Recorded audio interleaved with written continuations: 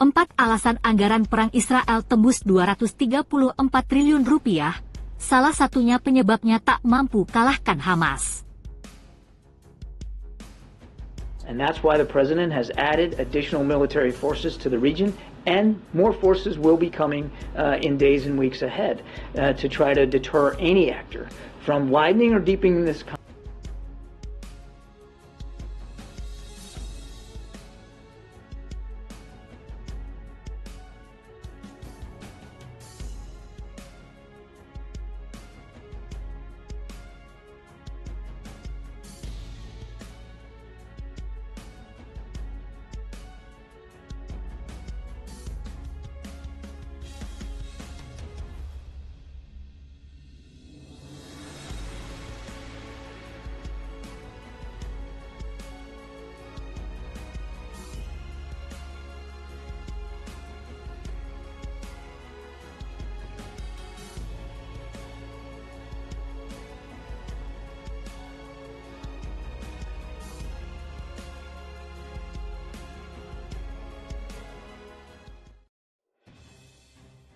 Mengobarkan perang adalah bisnis yang mahal bagi negara manapun, dan mengumpulkan dana yang diperlukan untuk berperang dapat menimbulkan kontroversi politik.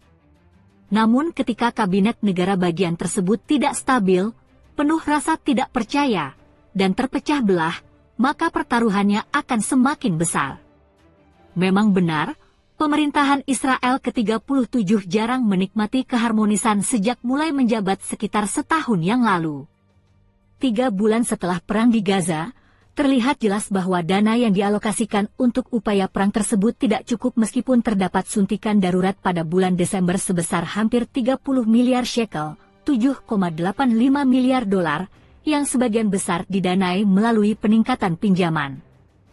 Kabinet Netanyahu menyetujui peningkatan anggaran untuk tahun 2024 yang mengalokasikan tambahan 55 miliar shekel, 15 miliar dolar Amerika atau 234 triliun rupiah untuk perang serta peningkatan pendanaan untuk departemen lain meskipun ada pertimbangan yang matang yang menyebabkan Menteri Pendidikan, Yoav Kish, keluar dari jabatannya. Kemarahan ketika proposal untuk memotong dana ke departemennya diajukan. Pada akhirnya, setelah pertemuan semalaman, kekhawatiran Kish mereda ketika Perdana Menteri Benyamin Netanyahu mengumumkan peningkatan anggaran pendidikan dan kesehatan. Kabinet Israel pertama kali bertemu pada hari Minggu untuk menambah anggaran 2 tahun untuk tahun 2023 dan 2024 yang awalnya berjumlah 270 miliar dolar Amerika yang telah disetujui pada bulan Mei. Netanyahu, yang telah menjadi tokoh yang sangat tidak populer di masyarakat Israel, memulai dengan menyatakan tujuan anggaran pemerintah.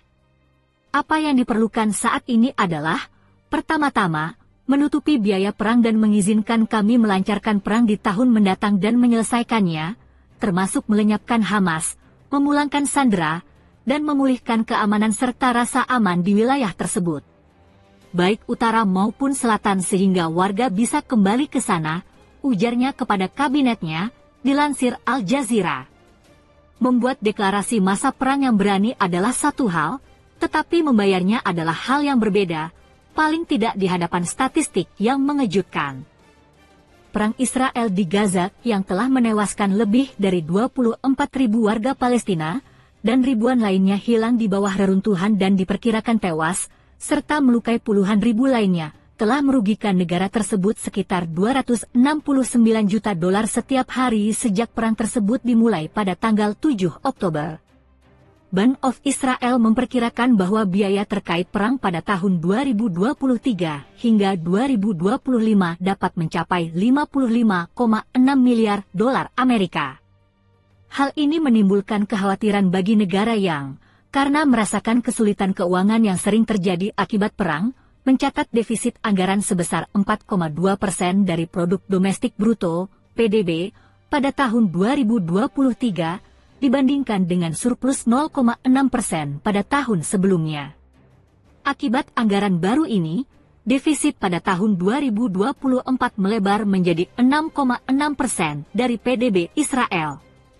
Anggaran baru sebesar 582 miliar shekel, $155 miliar Amerika untuk tahun 2024 dicapai dengan memotong pendanaan untuk Departemen Pemerintah rata-rata sebesar 3% dan meningkatkan pengeluaran sebesar $18,6 miliar Amerika. Setelah kabinet menyetujui anggaran tersebut, Netanyahu memuji peningkatan anggaran keamanan dalam negeri, namun yang paling penting, anggaran pertahanan, yang sangat penting untuk kemenangan dan masa depan kita. Pemerintahan koalisi Israel yang terpecah belah yang mencakup partai politik Likud, United Torah Judaist, Shas, Religious Zionist Party, Otzma Yehudit, Noam dan National Unity adalah partai paling sayap kanan dalam sejarah negara tersebut. Namun, Persatuan Nasional, National Unity, yang dipimpin oleh saingan Netanyahu, Benny Gantz, memberikan suara menentang rencana keuangan pada hari Senin setelah upaya mereka untuk mendorong pemotongan lebih lanjut, termasuk dari dana sebesar $2,15 miliar yang diberikan kepada apa yang disebut pendanaan koalisi pada tahun 2022, ditolak.